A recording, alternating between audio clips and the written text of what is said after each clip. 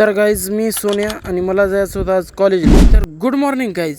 सकाळी उठलो आणि बघतो तर काय आपल्या गाईने दिलं होतं पिलू आणि हे बी तिथं बसून दात घासू लागलं. आणि गाईज आपले डॅडी काढू लागले आपल्या गाईचं दूध. आणि मी गाडीला लावलो चाबी आणि आलो शेताकडं. मला तोडायचे होते मोगऱ्याचे फुलं आणि भावानं आणला होता चहा. एक कार्टे बसून पिऊ लागले आरामात. मग मी बी घेतलो एक झुरका आणि हे कार्ट फुलं तोडणं झालेत गाईज म्हणले. आंघोळ करून निघालो मुदखेडला, कारण आपल्याला फुलं बी टाकायचे होते आणि कॉलेजला बी जायचं. गाडी बघून म्हणसाल यानं कोणाची गाडी आणलाय? ही आपल्या मामाची गाडी होय. आपली गाडी बाहेर गेली. फुलं घेऊन निघाले आपण मुदखेडला सन सन सन सन गाडीवर. आलो मार्केटला, टाकलो फुलं, निघालो आपल्या कॉलेजकडं. आपल्याला द्यायचा होता एक कागद.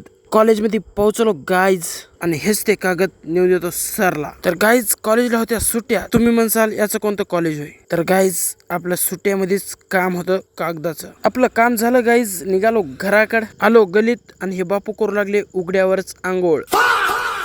गल्लीतून थेट गाईज आलो दुकानावर. मग कालू मामा आला माझ्या जवळ आणि गोड गोड बोलू लागला, कारण त्याला उधारी सामान पाहिजे होतं.